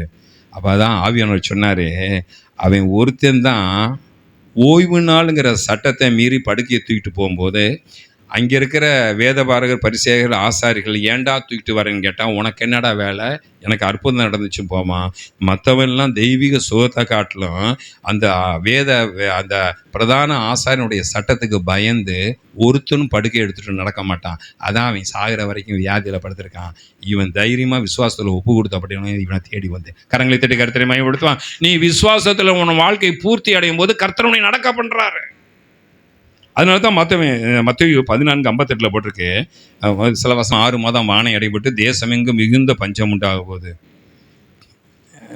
உண்டான போது எலியாவின் நாட்களில் 3 வருஷம் 6 மாதம் வானை அடைபட்டு தேசமெங்கும் மிகுந்த பஞ்சம். இஸ்ரேலுக்குள்ள அநேக விதவைகள் இருந்தார்கள். அடுத்த வசனம் போடுங்க. சரப்தா விதவையின் இடத்துக்கு அனுப்பப்பட்டது இல்லாமல் மற்றொரு. நல்ல கவனிங்க, இந்த எலியா தீர்க்கதரிசி வானத்தை அடைத்த போது எத்தனையோ விதவைகள் ஊர்ல இருந்தாங்க. ஆனா அங்கே இருக்கிற அந்த சாரிபாத் விதவையினுடைய வாழ்க்கையில ஒரு மாற்றத்தை கர்த்தர் கொடுத்தார். தேவ பிள்ளையே, அந்த விதவையை போல கர்த்தர் நம்மை ஆசீர்வதி. கரங்களை தட்டி கர்த்தரை மகிமைப்படுத்துவோமா? அதே போல கர்த்தர் ஆசீர்வதிக்கப்படுறார். 13:58 வாசிட்டு திருப்பி இங்கே வருவோம். மத்தேயு 13:58 13:58 வாசிப்போம், போடுங்க. மத்தேயு 13வது அதிகாரம் 13:58 இங்கே வாசிக்கிறோம். அவருடைய அவிசுவாசத்தின் நிமித்தம் அவர் அங்கே அநேக அற்புதங்களை செய்யவில்லை. தேவ பிள்ளையே, ஆண்டவருடைய இந்த எக்ஸ்பைரி டேட் உங்களுக்கு வரணும்னா நீங்கள் விசுவாசத்தை கூட்டணும். நம்ம நாள் பார்க்குறவங்க அல்ல. சிலர் சொல்லுவாங்க, நான் ஜோசியம் பார்த்துக்கிட்டு இருந்தவன், ஜோசியை காட்ட போகும்போது சொல்லுவாங்க, எப்போங்க நல்ல காலம் வரும்? 7 நாட்டு சென்னையில் 3 வருஷம் போயிடுச்சு, இன்னும் எத்தனை வருஷம்? இன்னும் 4 வருஷம் வெயிட் பண்ணுங்க. 4 வருஷம் கழிச்சு என்ன வரும்? சுக்கிர திசை அடிக்குமாங்க. எங்கள் அம்மா வந்து சொல்லுவாங்க, டே ஒரு 3.5 வருஷம் போயிடுச்சுன்னா ஒரு 4 வருஷம் பொறுத்துக்கிறோம். 4 வருஷம் பறிச்ச வரை என்ன செய்வோம்? சுக்கிர திசை அடிக்குது. அப்போ அந்த மாதிரி காலத்தை பார்த்தோம். சார் 4 வருஷம் ஆனால் உள்ளதும் போச்சு, அது வரைக்கும் இருந்த ஆசீர்வாதமும் போச்சு. அது 7 நாட்டு சனி போய் இப்போ 10 நாட்டு சனி எங்களை பிடிச்சிக்கிடுச்சு. அந்த மாதிரி காலங்கள் முக்கியம் இல்லைங்க. உன் விசுவாசத்தை நீ கூட்டும் போது உன் பாடுகளுடைய எக்ஸ்பைரி டேட்டை கர்த்தர் நிறைவேற்றிடுவா. எதை கூட்டணும்? இவங்கன்னா வந்திருக்காங்கன்னா கிறிஸ்துவ ஏரியாத மார்க்கத்தில் இருந்தால் தம்பினா வந்திருக்காருன்னா அவர் ஒரு ஃபெய்த்து, அவருடைய விசுவாசம் இங்கே கூட்டம் வந்துருச்சு. அப்போ எத்தனையோ பேர் இருக்காங்களா அவங்க இருக்க ஜெயந்துபுரத்தில், ஏன் அவங்க வரல? அவங்களுடைய விசுவாசம் அவ்வளோதான். அந்த நாட்கள் பூர்த்தியடை ஆண்டவர் இந்த விசுவாசத்துடைய பூர்த்தியை பார்ப்பேன். இங்கே வாசிக்கணும், விதவைகள் எத்தனையோ பேர் இருக்காங்க. அங்கே வாங்க, திருப்பி வாங்க. லூக்கா 4 25 27 வரைக்கும் திருப்பி போடுங்க. 26 இருக்கட்டும். அங்கே பாருங்க, எத்தனையோ விதவைகள் இருந்தாலும் ஆண்டவருக்கு யாருக்கு என்னைக்கு எக்ஸ்பைரி டேட்? ஒரு ஆஸ்பத்திரிக்கு போகிறீங்க, 10 பேர் கர்ப்பஸ்திரீ இருக்காங்க, 10 பேருக்கு அதே டாக்டர் அதே நர்ஸ் தான் இருக்காங்க. எல்லாருக்கும் ஒரே நாளாக டெலிவரி. இன்றைக்கி ஒரு டெலிவரி, நாளைக்கு ஒரு டெலிவரி, ஒரே நாள் டெலிவரி கிடையாது, ஒரே நேரம் டெலிவரி கிடையாது. ஏன்? அவர் மெச்சூர் ஆகணும், மெச்சூர் பேபி உருவாகணும். அந்த மெச்சூர் பேபி உருவாகும் போது தான் அவங்க அந்த குழந்தையை வெளியெடுக்க முடியும். அதே மாதிரி நம்ம வாழ்க்கையில் ஆண்டவர் அற்புதம் செய்ய வேண்டும் என்றால் உங்கள் விசுவாசத்தை நீங்கள் கூட்ட வேண்டும். எதை கூட்ட வேண்டும்? அந்த விசுவாசத்தை கூட்டி அந்த ஒரு மெச்சூரிட்டி, அந்த மெச்சூருக்கு வந்த உடனே, அந்த பின் பாயிண்ட் வந்தோடனே ஆண்டவர் இறங்கி வந்து அற்புதம் செய்வார். உங்கள் பாடுகளுக்கு, உங்கள் பிரச்சனைகளுக்கு ஒரு முடிவு உண்டு. அப்போ இந்த இடத்துல ஒரு கேள்வி, என்ன கேள்வின்னா, எத்தனையோ விதவைகள் இருந்தாங்க. எலியா கேட்குறாரு, ஆண்டவரே கண்ணில் எத்தனையோ விதவைகளை நான் பார்க்குறேன், இவங்களெல்லாம் விட்டுட்டு அந்த ஒரு விதவை வீட்டுக்கு போய் அவங்க ஊருக்கே சாப்பாடப்படக்கூடிய அளவுக்கு அவளை ஒரு பெரிய ஐஸ்வர்யம் உள்ளவளாய் மாற்றினேன். அதுக்கு என்ன காரணம்னா அவள் விசுவாசம். அடுத்து தொடர்ந்து போடுவோம். 27. எலிசா தீர்க்கதரிசியின் காலத்தில் இஸ்ரேலுக்குள்ள அநேக குஸ்ரேகள் இருந்தார்கள், ஆனால் நாகமான் ஒருவன் தான் சுத்தமாக்கப்பட்டான். இப்போ பெரிய பிரச்சனை என்ன? நாகமான் இஸ்ரேல் தேசத்தை ராஜாட்ட வரான். ராஜாட்ட வந்து கேட்குறான், எனக்கு ஒரு குஷ்டரோகம் இருக்குது, நான் உன்னுடைய சீரிய இராணுவத்தினுடைய படை தளபதி, ஏன்னா சீரியர்களை கண்டு பயப்படுவார்கள் இஸ்ரேலர்கள். அந்த படை தளபதி வந்து சொல்கிறான், என் உடம்பெல்லாம் குஷ்டமாக இருக்குது, அதனால என் குஷ்டத்தை நீக்கிறதுக்கு எங்கள் ஊரில் உங்கள் ஊருக்காரி ஒரு பொண்ணு வேலைக்கு வந்தான். அந்த வேலை பார்க்குற சிறு பொண்ணு சொன்னால், நீ என் தேசத்துக்கு போனேன்னா அங்கே இருக்கக்கூடிய ஒரு தீர்க்கதரிசி இருக்காரு, அவர் ஜெபம் பண்ணாருன்னா சுகம் ஆயிருன்னு சொல்லிவிட்டாரு. அப்போ இஸ்ரேல் ராஜா சொல்கிறான், நான் ரதத்தை பிடிச்சி ரோட்டில் போகும்போது, இல்லாவிட்டால் நான் அந்த பாளையத்துக்கு புறம்பே அந்த பள்ளத்தாக்கு போகும்போது என் ஊர்லேயே ஏராளமான குஷ்டரோகி இருக்கான். நீங்கள் நல்லா இதை அண்டர்லைன் பண்ணி படிக்கணும், நீங்கள் வாசிங்களேன். அல்லாமலும் எலிசாவின் தீர்க்கதரிசியின் காலத்திலே இஸ்ரேலுக்குள்ள அநேகம் குஷ்டரோகிகள் இருந்தார்கள். நல்லா கவனிங்க, இஸ்ரேலில் 100கணக்கான குஷ்டரோகிகள் இருக்கான், அவன் சுகம் அடையலை. அப்போ அந்த ராஜா என்ன நினச்சிருப்பான், எலிசா வந்து அந்த 100 பேரையும் கூப்பிட்டு வாங்க சோகமடைங்கன்னு சொல்லலை. நல்லா நீங்கள் அந்த சரியாக புரிஞ்சுக்கிறணும். இப்போ எலிசாட்ட என்ன வரம் இருக்குது? குஷ்டரோகிகளை சோமாக்குற வரம் இருக்குது. ஆண்டவர்கிட்ட கேட்டு எந்த விதத்தில் சோமாக்குற வரம் இருக்குது. ஆனால் இஸ்ரேலில் 100கணக்கான பேர் குஷ்டரோகிகள் இருக்காங்க. அப்போ என்ன செஞ்சுருக்கலாம், இங்கே குஷ்டரோகிகள் சோமாவார்கள் ஒரு போர்டு போட்டால் முடிஞ்சு போச்சு, கியூவில் வந்து நிற்பான், ரேஷன் கடையில் நிற்கிற மாதிரி, இந்தா சோகம் வாங்கிக்க, இந்த அப்படி செய்யலை. அதனால தான் இஸ்ரேல் ராஜா கதறான். என்ன கதறான்? என்னை பிரச்சனைக்குள்ளே மாற்ற போறீரு, என் ஊர்லேயே ஏகப்பட்ட குஷ்டரோகிகளுக்கு குஷ்டம்னு அலைஞ்சிருக்கான், தீட்டு அலைஞ்சிட்டு இருக்கான். அவனுக்குன்னா சுகம் கிடைக்கல. காரணம், என் ஊரில் தீர்க்கதரிசி இருக்கா, நீ அனுப்பிவிட்டியே. இந்த மாதிரி சம்பவம் நடந்திருந்தா அந்த 100 பேரை நான் சுகமாக்கியிருப்பேனே. அவன் சொல்கிறான், இல்லை, அவனுக்கு எவ்வளோ விசுவாசம் இருக்கு பாருங்க நாகமானுக்கு. உடனே நாகமான் என்ன செஞ்சுருக்கணும், நேராக போய் தான் வேலைக்காரி பெண்ணா வெட்டி இருக்கணும். உன் பேச்சை கேட்டு போனேன், நிச்சயம் சொல்லியிருப்பான், இஸ்ரவேல் ராஜா பாரு என் ஊர் குஷ்டரோகி, பாரு என் ஊர் குஷ்டரோகி, இவனை குஷ்டத்தில் தான் ஒன்று இருக்கான், இவனை சுகமாயிருக்கணுமே, ஏன்டா என் ஊருக்கு வந்தேன்னு சொல்லியிருக்கணும். உடனே நாகமான் கேட்டணும், ஆமாம் இவன் ஊரில் இவ்வளோ பேர் குஷ்டரோகி இருக்காங்களே. இப்போ உங்கள ஒருத்தன் கடன் வாங்க வரான், கடன் வாங்கி உங்கள்ட்ட கடன் கேட்கணும் வரும்போது இன்னொருத்தன் இவன் நீங்கள் போன வீட்டுக்காரன் வேற ஒருத்தன்ட்ட கடன் வாங்கியிருக்கான். அவன் என் கடனை எப்படா தரப்போன்னு சண்டை போடுறான். நீங்கள் பார்க்குறீங்க, நீங்கள் சொல்ல புரியுதா? நீங்கள் ஒரு வீட்டுக்கு போகிறீங்க, ஒரு 10,000 ரூபா கடன் வாங்குறதுக்காக போகிறீங்க. ஆனால் அவன் இன்னொருத்தன்ட்ட 50,000 கடன் வாங்கியிருக்கான். அந்த 50,000 கடன் வாங்கினேன் நிற்கிறான் வீட்டில், நின்று கண்ணா பண்ணான்னு திட்டுறான். ஏன்டா உனக்கு அறிவு இல்லை? 50,000 கடன் வாங்கினேன், வாங்கும்போது மட்டும் இப்படி வாங்கினேன், கொடுக்கும்போது கொடுக்க மாட்டேன்னு அசிங்கமாக திட்டினானா? இந்த இவன் 10,000 கேட்பானே, கேட்க மாட்டானா? புரியுதா புரியலையா? சோர்வாக இருக்கீங்க. உங்களுக்கு எக்ஸ்பைரி டேட்டுக்கு எதுவுமே பிரச்சனை இல்லையா? வேண்டுமென்றாலும் நாங்கள் கொஞ்சம் பிரச்சனையை வாங்கி தருகிறோம். ஒருத்தர் சொன்னார், ஏங்க சர்ச்சுக்கு வரல, எனக்கு பிரச்சனையே இல்லை, அதான் சர்ச்சுக்கு வரலைன்னாரு. இப்போ இவருக்கு எதுக்கு ஜெபம் பண்ணுறது?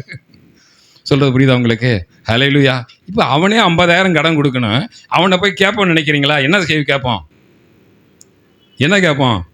எனக்கு நல்லா பணம் வரும்போது உனக்கு தாரின்னு சொல்லிட்டு தான் வருவோம். தேவ பிள்ளையே, இப்போ பிரச்சனை எங்கே? இஸ்ரேலுக்குள்ள பிரச்சனை. என்ன பிரச்சனைன்னா, ஊரில் நிறைய பேர் குஷ்டத்தில் இருக்கான். இந்த குஷ்டத்தில் இருக்கும்போது இப்போ நாகமான் வரான், அவனும் ஒரு பெரிய குஷ்டமாக வரான். இப்போ இஸ்ரேல் ராஜாட்ட கேட்குறான், என்ன கேட்குறான்? என் குஷ்டம் போகணும். அப்போ இஸ்ரேல் ராஜா சொல்கிறான், பாரு என் தேசத்தில் அவன் குஷ்டமாக இருக்கு, இவன் குஷ்டமாக இருக்கான், நாகமான் போகலை. அந்த தீர்க்கதரிசியை நான் பார்க்காம போக மாட்டேன். இதுக்கு தாங்க விசுவாசம். கரங்களை திருக்கர்த்தனை, இதுக்கு பேர் தான் விசுவாசம். உன் விசுவாசம் உன் பிரச்சனைக்கு ஒரு பாடையை கட்டிடும். ஹல்லேலூயா. அடுத்து யோசிப்புனா எடுக்க நேரம் இல்லை. அதுக்கடுத்து நான் ஒரு சம்பவத்துக்கு வரோம். இப்போ பிசாசு நல்ல காரியத்துக்கு சீக்கிரம் ஒரு எக்ஸ்பைரி டேட் போடுறான். வாசிப்போம் லூக்கா 7வது அதிகாரம், லூக்கா 7:11-16 மட்டும் வாசிச்சுட்டு அடுத்து நம்ம வேறு சப்ஜெக்டுக்குள்ளே போகிறேன். லூக்கா 7. லூக்கா என்ன குறிச்சிங்க, நீங்கள் வாசிக்க போட வேணாம், நானே சொல்லிட்டு போயிடுறேன். நீ ஃபுல்லாக நான் வேகமாக தான் போகிறேன். நல்லா கவனிங்க. லூக்கா 7:11-16 குறிச்சிட்டிங்களா? அதில் ஒரு வாலிபனை பாடையில் வச்சு தூக்கிட்டு வராங்க. நல்லா கவனிங்க, கொஞ்சம் ஒரு 10 நிமிஷத்தில் நான் வேகமாக போகணும். ஒரு வாலிபனை பாடையில் வச்சு தூக்கிட்டு வராங்க. தூக்கிட்டு வரும்போது காலம் எக்ஸ்பிரி டேட்டு காலம் வருவதற்கு முன்னுக்கு அவன் மறிச்சிட்டான். நல்லா கவனிங்க, நான் கெட்ட காரியத்துக்கு எப்படி அந்த டேட்டை முடிக்கணும்னு தான் சொல்லி கொடுத்தேன் இது வரைக்கும். ஆனால் பிசாசு என்ன செய்கிறான், எக்ஸ்பிரி டேட்டு நல்ல காரியத்துக்கு வர்றதுக்கு முன்னுக்கு தூக்கிட்டு போயிடறான். அதுலேருந்து கர்த்தர் எப்படி மீட்டு தரப்போகிறான்னு பார்க்க போகிறோம். புரியுதா புரியல உங்களுக்கு? நான் சொல்கிற புரியுதா? கெட்ட காரியத்துக்கு ஒரு முடிவு நாளை பார்த்தோம், ஆனால் ஒரு நல்ல காரியத்துக்கு முடிவு நாள் வர்றதுக்குள்ளேயே தூக்கிட்டு போயிடறான். அநேக நேரங்களில் பிள்ளைகள், பெற்றோர்கள் உயிரோடு இருக்கும்போது பிள்ளைகள் ஒரு ஆக்சிடெண்ட்டில் மறிச்சாங்கன்னா அவங்க எவ்வளோ வேதனைப்படுவாங்க தெரியுமா? அப்பா கண்ணு மண்ணுக்கு மகன் மேலே லாரி ஏறுது. அதை பார்த்து அந்த அப்பா இருதயம் சுக்குநூறாக நொடுங்குச்சு. பிசாசு என்ன செய்கிறான், உங்கள் காலங்களுக்கு முன்பாகவே, நீ மறிக்கிற காலமோ இல்லாவிட்டால் நீ ஏதோ ஒரு காலம் வருவதற்கு முன்பாகவே உங்களுக்கு சீக்கிரமாக ஒரு டேட்டை முடித்து உங்களை தூக்கிட்டு போகிறதுக்கு ஏற்பாடு பண்ணுறான். அது லூக்கா 7ல் ஒரு விதவையினுடைய பையனை தூக்கிட்டு வராங்க பாடையில். தூக்கிட்டு வரும்போது இயேசுநாதர் வராரு. அவன் எல்லாம் துக்கத்தோடு வரான், யாரும் ஜெபம் பண்ணலை. அந்த மகன் உயிரோடு எந்திரிக்கணும், நான் நல்லா என் அழுகு அப்படி இது. ஏன்னா இயேசுநாதரை பற்றி அவங்களுக்கு ஒன்றுமே தெரியாது. ஆனால் இயேசு சொல்கிறாரு, அந்த வாலிபனுடைய டேட்டு முடிகிறதுக்குள்ளே பிசாசு தூக்கிட்டான், அவன் வாழ்கிறதுக்கு இவ்வளோ நாள் டேட் இருக்குது, அதை தூக்கிறதுக்கு நான் அனுமதிக்க மாட்டேன்னு சொல்லி இயற்கைக்கு மேலே அதிகாரம் எடுத்து வாலிபனே எழுந்துருனா அவன் எந்திரிச்சான். அந்த வீடு சந்தோஷமாக கரங்களை திட்டு கர்த்தரை மகிமைப்படுத்துவோமா, பாடையை தொட்டால் வாலிபனை எழுந்திரிச்சான். நல்ல காரியத்தை சீக்கிரம் முடிக்க ஆண்டவர் விட மாட்டார். நீங்கள் அதே மார்க்கு 5வது அதிகாரம் 38-42 வரைக்கும் வாசிங்கன்னா, அங்கே ஒரு சிறு பெண், அந்த சிறுபெண் அந்த வீட்டுக்கு போகிறாரு. அந்த விஜயமான் கூப்பிட்டு போகிறான், அவங்க அப்பா கூப்பிட்டு போகிறான். அந்த சிறுபெண்ணை காட்டினோன்னே சிறுபெண் மறிச்சு போயாச்சு. அங்கேயும் அந்த சிறுபெண்ணை பார்த்து எழுந்துருன்னு சொன்னவொன்னே அவன் எந்திரிச்சு ஆகாரத்தை சாப்பிட ஆரம்பித்தான். நீங்கள் யோவான் 11:43-44 வாசிங்கன்னா லாசருவை குறித்து வாசிக்கிறோம். லாசருவை இந்த 3 இடத்துலையும் 3 பேருமே வாலிபர்கள். நல்லா கவனிங்க, யார் 3 பேருமே? 3 பேருமே யார் கவனிக்கிறீங்களா? 3 பேர் யார்? வாலிபர்கள். உன் ஆசீர்வாதத்தை நீ அடைவதற்கு முன்னுக்கு சத்துரு தூக்குனாலும் ஆண்டவர் அதை புடுங்கி உன் கையில் கொடுப்பார். கரங்களை தட்டி கர்த்தனை மகிமைப்படுத்தணும். நான் சொல்கிறேன், எத்தனை பேருக்கு புரியுதுன்னு தெரியல. நீங்கள் வேகமாக கவனிக்கிற மாதிரி தெரியல, ஸ்லோவாக கவனிக்கிறீங்கனால நானும் என் வேகத்தை ஸ்லோவாக வச்சுக்கிறேன். ஓ ஆசீர்வாதம். ஒரு வீட்டில் அந்த மில்க் கல்னி பக்கத்தில் ஒருத்தன் பைக் வேணும்னு கேட்குறான். என்ன பைக்கு? ஸ்பீடாக போகிற பைக் இருக்குது பார்த்தீங்களா, 1,50,000 லட்ச பைக்கு. அவன் என்ன தெரியுமா சொல்லியிருக்கான்? நீ எனக்கு பைக் வாங்கி தரியா, இல்லாட்டி நான் தற்கொலை பண்ணவான்னு கேட்டிருக்கான். அவங்க வீட்டில் பார்த்துருக்காங்க, கஷ்டப்படுற வீடு தான். இதுக்கு மேலே இவன்ட்ட பைக் வாங்கி தரலைன்னா இவன் ஏதாச்சும் செஞ்சிருவான்னு சொல்லி அவங்க ஒரு 1,50,000 லட்ச ரூபா 2,00,000 லட்ச ரூபாய்க்கு ஒரு பைக் வாங்கி கொடுத்துருக்காங்க. அந்த பைக் வாங்கி கொடுத்துட்டு கேப்டன் ஹால் ஸ்கூலில் அவங்க தங்கச்சி படிக்கிறான்.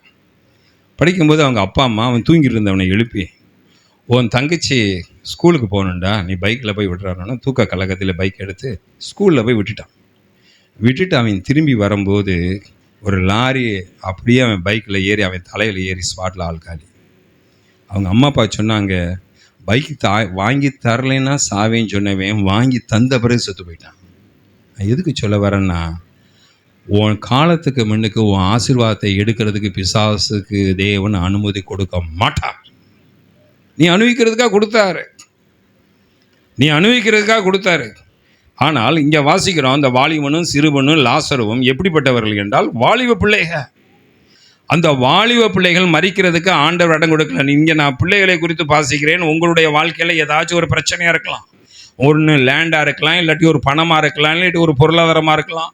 நீங்கள் வாங்கி வச்சு அதை பார்த்து நீ அனுபவிக்கிறதுக்குள்ளே பிசாசு பிடிங்கிட்டு போயிருப்பான். மில்காலனின்னு இந்த மீனாட்சி மில்னு ஒன்று இருக்கும். நாங்கள் ஸ்கூலில் இருக்கும்போது சொன்ன சம்பவத்தை தான் சொல்கிறேன். அப்படியே நடந்து போகும்போது ஒரு சம்பவம் நடக்கும். என்ன சம்பவம்னா, அப்போ ஒரு கேட்டு ஒன்று இருந்துச்சு. அப்போ பாலம் இப்படி கூட கட்டலை. அந்த வேலையை முடிச்சுட்டு அந்த ஒர்க்கர்ஸ்னால் வெளியே வருவாங்க. வெளியே வரும்போது மீசையை வச்சு 4 பேர் நிற்பான்.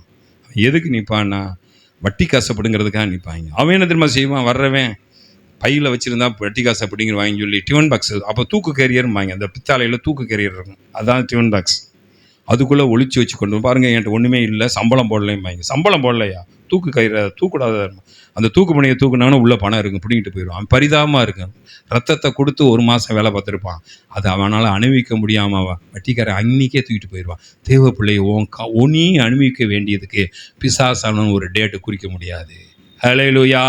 நீ அனுபவிக்க வேண்டியதை நீ அனுபவிக்கணும். காலத்துக்கு முன்னாடி உன் ஆசீர்வாதத்தை தூக்க பிசாசு கர்த்தர் அனுமதி கொடுக்க மாட்டான். ஒரே ஒரு சம்பவத்தை சொல்லி நான் முடிக்க விரும்புகின்றேன். இப்போ ஒரே ஒரு சம்பவம் மட்டும் பார்க்க போகிறேன், 5 நிமிஷத்தில். உங்களுடைய ஆயுசு நாட்களை மட்டும் இன்றைக்கி பார்க்க போகிறேன். நீங்கள் வித்தியாசமாக கவனிங்க. உங்கள் ஆயுசு நாட்கள் எவ்வளோ நாட்கள், எப்படி வாழ போகிறீங்க, அதை பார்க்க போகிறோம். இன்றைக்கி ஒரே ஒரு சப்ஜெக்ட் மட்டும் தான் பார்க்க போகிறோம். இதை நீங்கள் மைண்டில் வச்சுங்க. இதை வச்சுக்கிட்டு நீங்கள் எதுக்கு பார்க்கணும்னு சொன்னால், நீங்கள் ஆதாம் எத்தனை வருஷம் வாழ்ந்தார்னா 925 வருஷம் வாழ்ந்தார். எத்தனை வருஷம் வாழ்ந்தார்? அடுத்து மெதுசலா 969 வருஷம் வாழ்ந்தாங்க. இவங்கன்னா 925 969 வருஷம் வாழ்ந்தாங்க. சங்கீதம் 128:6 போட்டிருக்கு, நீ உன் பிள்ளைகளுடைய பிள்ளைகளை காண்பாய். பேரம்பேத்தி பார்த்த பிறகுதான் நீங்கள் நான் இந்த பூமியை விட்டு போகணும். கரங்களை தட்டி கர்த்தரை மகிமைப்படுத்துவோமா? ஹல்லேலூயா. அதனால தான் நான் பேரம்பேத்தி பார்க்குறத கொஞ்சம் தள்ளி போட்டிருக்கேன்.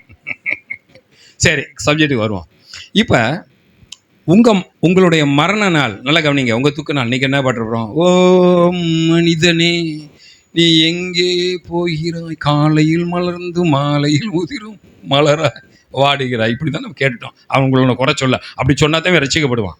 இன்று மறித்தாலும் எங்கே போவேன்னு சொன்னால் தான் ரசிக்கப்படும். அதுக்கு நாங்கள் வைக்கிற வேட்டு அதை இப்போ சப்ஜெக்ட்டுக்கு வாங்க. இப்போ 2 கொரிந்தியர் 5:8 இந்த 3 வருஷம் மட்டும் போட நேரம் இருக்குமா நான் பார்ப்போம். 2 கொரிந்தியர் 5:8 உன்னுடைய ஆயுசு நாட்களுக்கு எப்படி எக்ஸ்பைரி டேட்டை பவுல் குறிக்கிறான்னு பார்க்க போகிறோம். 2 கொரிந்தியர் 5:8, அடுத்து பிலிப்பியர், அப்புறம் 2 தீமோத்தேயு. 3 வருஷம் தான். 2 கொரிந்தியர் 5:8 இதை வச்சு சொல்கிறேன். இதை வச்சுட்டு உங்கள் பிரச்சனை என்ன இருக்கோ அதை வச்சுருங்க. நான் ஆயுசு நாட்களை குறித்து சொல்கிறேன், பவுலை குறித்து பேசுகிறோம். நாம் தைரியமாக இருந்து இந்த தேகத்தை விட்டு குடிபோகும், கர்த்தரிடத்தில் குடியிருக்கும் அதிகமாக விரும்புகிறேன். அவர் என்ன சொல்கிறாருன்னா, பவுல் சொல்கிறாரு, நான் இந்த தேகத்தில் வாழ்ந்துட்டு இருக்கேன், இது கொஞ்சம் போர் அடிக்குது எனக்கு. இந்த உடம்பை விட்டுட்டு என் ஆத்துமா ஆண்டவரோடு இருந்தால் சந்தோஷமாக இருக்குது. நம்ம எல்லாம் அப்படி தானே ஜெபம் பண்ணுறோம். நம்ம எப்படி ஜெபம் பண்ணுறோம்? எவ்வளோ நாள் ஆண்டவரே என் மூட்டை வந்துட்டால் நாங்கள் எப்படி இருப்போம்? பிரச்சனை இருக்கா? இயேசுநாதர்கிட்ட போயிட்டா டேக்ஸ் ப்ராப்ளம் இருக்கா, இல்லாட்டி தண்ணி பிரச்சனை, கரண்ட் பிரச்சனை, எதுவுமே இல்லை. எதுவுமே என்ன சந்தோஷமாக இருக்கீங்களா? கவலைப்படுற மாதிரி இருக்கு. அதுக்குள்ளேயும் இயேசுநாதர்கிட்ட போகிறீங்களா? என்ன ஃபஸ்ட்டுன்னு நம்ம வேலையெல்லாம் முடிச்சுட்டு நம்ம ஓட்டத்தை முடிச்சுட்டு போகிறோன்னா சந்தோஷம் தான். அவர் போட்டு சொல்கிறாரு, எல்லாம் முடிச்சுட்டு நான் இயேசுநாதர்கிட்ட போயிட்டா கொஞ்சம் நல்லா சந்தோஷமாக இருப்பேன். என் ஆசையும் அதான். யார்கிட்ட போகணும்னு ஆசை? ஏசப்பாட்ட போகணும்னு ஆசை. ரைட்டு. இப்போ திருப்பி எங்கே வாங்க, பிலிப்பியர் 1ஆவது அதிகாரம் 21, 24. பிலிப்பியர் 1, 21, 24 எடுத்துட்டீங்களா? பிலிப்பியர் 1ஆவது அதிகாரம் 21 to 24 வாசிக்க போகிறோம். கிறிஸ்து எனக்கு ஜீவன், சாவு எனக்கு ஆதாயம். அடுத்த வசனம். ஆகிலும் சரீரத்தில் பிழைக்கிறதுனால என் கிரியைக்கு பலன் உண்டாயிருப்பதனால் நான் தெரிந்து கொள்ள வேண்டியது என்னதென்று அறியேன். இல்லை கவனிங்க, இந்த வசனம் இருங்க, நான் கூர்ந்து கவனிக்கிறீங்களா? இப்போ கிறிஸ்து எனக்கு ஜீவன், சாவு எனக்கு ஆதாயம். இப்போ நான் தெரிந்து கொள்ள வேண்டியது என்னதென்று அறியேன். நான் வாழணும்னு தெரிந்து கொள்ளணுமா, இல்லை நான் சாகணும்னு தெரிந்து கொள்ளணுமா? இப்போ உங்கள் முன்னுக்கு வைக்கிறேன், இங்கிட்டு சிக்கன் பிரியாணி, இங்கிட்டு மட்டன் பிரியாணி வைக்கிறேன், எதை எடுப்பீங்க? 100க்கு 100 நம்புறேன், விஜயகுமார் பிரதான் மட்டன் பிரியாணி தான் எடுப்பார். இப்போ உங்கள் choice. Mutton biryani, chicken biryani, தயிர் சாதம். வயிறு சரியில்லாதவங்கன்னா எதை வந்து எடுப்பீங்க? தயிர் சாதம். அப்போ சாய்ஸ் யாருக்கு? இது ஒன்றை புரிஞ்சிட்டிங்கன்னா உங்களுக்கு செய்தி புரிஞ்சிடும். இதான் இதை கிளைமேக்ஸ் வந்துருக்கேன், விட்டுறாதீங்க. முக்கியமான கிளைமேக்ஸ். மட்டன் பிரியாணி வச்சுருக்கேன், சிக்கன் பிரியாணி வச்சுருக்கேன், அடுத்து என்ன வச்சுருக்கேன்? தயிர் சாதம் வச்சுருக்கேன். எதை எடுக்கணும்னு நீங்கள் எதை எடுப்பீங்க? எல்லாம் ஒன்றை தான் எடுப்பானாங்களா? மட்டன் பிரியாணி எடுக்கிற ஆள் இருக்குது, சிக்கன் பிரியாணி எடுக்கிற ஆள் இருக்குது, தயிர் சாதம் இருக்குது, அன்றைக்கி ஃபாஸ்டிங் இருக்கிற ஆளும் இருக்குது. அப்போ சாய்ஸை யார் சேர்ந்தது? இன்னும் ஏன் துக்க முகமாக இருக்கீங்க? உங்கள் முகத்தை பார்க்குறேன், சந்தோஷமாக இருக்கீங்க. எதை எடுப்பீங்க நீங்கள்? வேகமாக சொல்லுங்கள், எதை எடுப்பீங்க?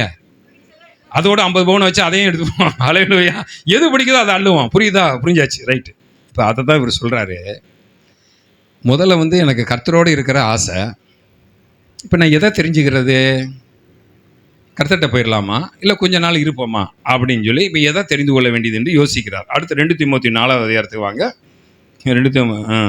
21 மறந்துட்டேன். பிலிப்பியர் 1, 21 to 24 வரைக்கும். அடுத்த வசனம் படுங்க. அடுத்த வசனம் 24. அப்படி இருந்தும், நல்லா கவனிங்க, அப்படி இருந்தும் நான் சரீரத்தில் கொஞ்ச நாள் இருக்கிறது உங்களுக்கு அதிக அவசியமாக இருக்குது. எப்படி கொண்டு வராரு பாருங்களேன் தன்னுடைய மரணத்தை. உன் எக்ஸ்பிரி டேட்டை நீ எழுதுறதுக்கு ஆண்டவர் உனக்கு அனுமதி கொடுக்குறார். பூமியில் உன் ஆயுசு நாள்கள் பெருக, உன் தகப்பனையும் தாயும் கனமண்ணு நன்மை செய், உன் ஆயுசு நாள்கள் பெருக. உனக்கு நல்லா கவனிங்க, வந்திருக்கிற எல்லாருக்கும் ஒரு செக்கு கொடுக்குறேன். என் கையெழுத்து எல்லாம் போட்டிருக்கேன், என் அக்கௌண்ட்டில் எல்லா பணமும் இருக்குது. அமௌண்ட்டை நீங்கள் ஃபில் பண்ணுங்கன்னா நீங்கள் என்ன எழுதுவீங்க? பாஸ்டர் கொஞ்சம் நடக்கிறத பேசுங்க பாஸ்டர், ரொம்ப ஆசையை தூண்டி விடுறீங்க. உங்களுக்கு எவ்வளோ எழுத முடியும்னு நினைக்கிறீங்க? யோசிப்பீங்க, பாஸ்டர் அக்கௌண்ட்டில் எவ்வளோ? நான் சொல்கிறேன், எத்தனை கோடி வேணாலும் எழுதேன். இதே மாதிரி தான் ஆண்டவர் உங்களை பூமியில் வச்சிருக்கிறார். கரங்களை தட்டி கர்த்தரை மகிமைப்படுத்துவோமா? உன் பூமியில் வச்சிருக்காரு கர்த்தர். இப்போ சொல்கிறாரு அவரு, முதல்ல சொல்கிறாரு, நான் கர்த்தர்கிட்ட போடுறதுக்கு ரொம்ப ஆசை. ரெண்டாவது, எனக்கு முன்னுக்கு 2 சாய்ஸ் வச்சுருக்கு. நான் உயிரோடு இருக்கணுமா இல்லை சாகணுமா, 2 சாய்ஸ் வச்சுருக்கு. அடுத்த பாயிண்ட்டுக்கு வராரு, நான் அவர்கிட்ட போயிடலாம். இது பிக்னிக் போகிற மாதிரி பேசுகிறாரு. எங்கே பேசுகிறாரு? அடுத்த வாரம் யார் கொடைக்கானலுக்கு வராருன்னா நீங்கள் தீர்மானம் பண்ணுவீங்கள்ல, கொடைக்கானலுக்கு வரணுமா, எங்கள் வீட்டில் அந்த வேலை இருக்கே, வர முடியாது, இந்த வேலை, இப்படி தீர்மானம் பண்ணுற மாதிரி. எதுக்கு தீர்மானம் பண்ணுறாரு? எதுக்கு தீர்மானம் பண்ணுறாரு? இன்னைக்கு ஃபுல்லாக அரட்டையும் பேச மாட்டீங்க. ஆயுசு நாட்களுக்கு தீர்மானம் பண்ணுறாரு. நான் சொல்கிறேன், உங்கள் பொருளாதாரத்துக்கு தீர்மானம் பண்ணுங்க, உங்கள் குடும்ப ரட்சிப்புக்கு தீர்மானம் பண்ணுங்க, உன் பிள்ளைகளுடைய திருமணத்துக்கு தீர்மானம் பண்ணுங்க, நீ வீடு கட்டுறதுக்கு தீர்மானம் பண்ணு, நீ உனக்கு இடத்துக்கு தீர்மானம் பண்ணு. இப்போ அவன் பிளான் பண்ணுறான். என்ன பிளான் பண்ணுறாருன்னா, நான் சரீரத்தில் தரித்திருப்பது உங்களுக்கு அவசியம். நான் சரீரத்தில் இருக்க யாருக்கு அவசியம்? உங்களுக்கு அவசியம். இப்போ தீமோத்தேயு 4வது அதிகாரம் 6 to 8 வாருங்க. தீமோத்தேயு 4, 6-8. தீமோத்தேயு 2 தீமோத்தேயு 4, 6-8. 2 தீமோத்தேயு 4வது அதிகாரம் 2 தீமோத்தேயு 4வது அதிகாரம் 6-8 வரைக்கும். ஏனென்றால் இப்போது நான் பானபலியாக வார்க்கப்பட்டு போகிறேன், நான் தேகத்தை விட்டு பிரியும் காலம் வந்து. தன்னுடைய வாழ்க்கை எப்போ முடியுங்கிறது பவுல் தானா சொல்கிறாரு. தீர்க்கதரிசிக்கு மறைக்காமல் கர்த்தரை எதையும் செய்ய மாட்டார். ஐயோ, நான் சொத்து சேர்த்து வச்சேன், ஒரே நாளில் மியாமரில் பூகம்பம் வந்த மாதிரி வந்து தூக்கிட்டு போயிடுச்சேன்னு 10 மாடி கட்டடத்தை. கவலைப்படாத, உனக்கு அப்படி நடக்காது.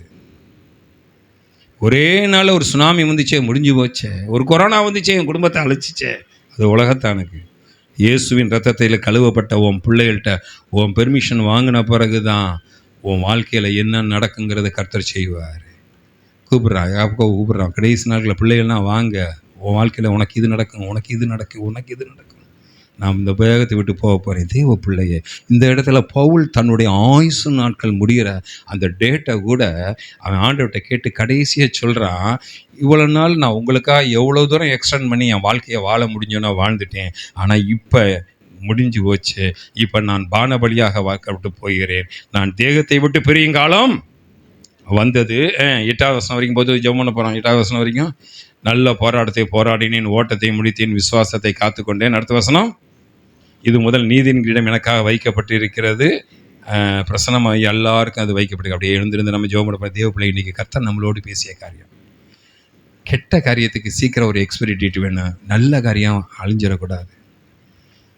உன் பிள்ளைகள் திடீர்னு ஒரு ஆக்சிடெண்ட்டில் மறிக்கிறதோ, திடீர்னு உன் பொருளாதாரம் தரித்திரத்துக்கு திவால் ஆகிறதோ ஆண்டவர் விரும்பலை. பிசாசு நல்ல காரியத்துக்கு அவன் ஒரு டேட்டை குறிச்சிடான். பிசாசு நல்ல காரியத்துக்கு ஒரு டேட்டை குறிச்சிடான். அது உன்னை விட்டு போகிறது தேவ சித்தம் அல்ல. உனக்கு விரோதமாக எந்த கோலியாத்து வந்து நிற்கிறானா கவலைப்படாத. ஐயோ, எத்தனை நாள் இந்த கோலியாத்து எனக்கு முன்னுக்கு வந்து 40 நாள் கத்துறானே, இதுக்கு ஒரு முடிவு வராதா? என் வாழ்க்கை முழுவதும் இப்படி தான் போயிடுவோமா? அந்த கவலையில் இருந்தால் கர்த்தர் சொல்கிறாரு, உன் பிரச்சனைக்கு ஒரு முடிவு உண்டு, உன் ஜெபத்திற்கு ஒரு முடிவு உண்டு. ஒரே ஜெபத்தை எத்தனை வருஷம் நான் பண்ணுவேன்? ஒரே பிரச்சனை நான் எத்தனை வருஷம் புலம்புவேன்? இதுக்கு ஒரு நாள் வராதான்னு காத்திருக்கிற தேவன் உனக்கு ஒரு நாளை குறிச்சிருக்கிறாரு. அதுக்கு ஒரே வழி, உன் விசுவாசத்தை நீ கூட்டு. உன் விசுவாசத்தை நீ கூட்டு. உன் விசுவாசத்தை கூட்ட என் தேவன் அற்புதம் பண்ணுவார். நீ பண்ண காரியத்துக்கு திருப்பி ஜெபம் பண்ண வேண்டாம். சகரியாவை பார்க்குறோம், மறந்தே போயிட்டான். இனிமேலே என் ஜெபத்துக்கு பதில் வராதுன்னு. ஆனால் கர்த்தர் பதிலை கொண்டு வந்தார். அப்படியே கண்களையும் மூடி தேவ சமுத்திரம் யோசேப்பு கதர்னா.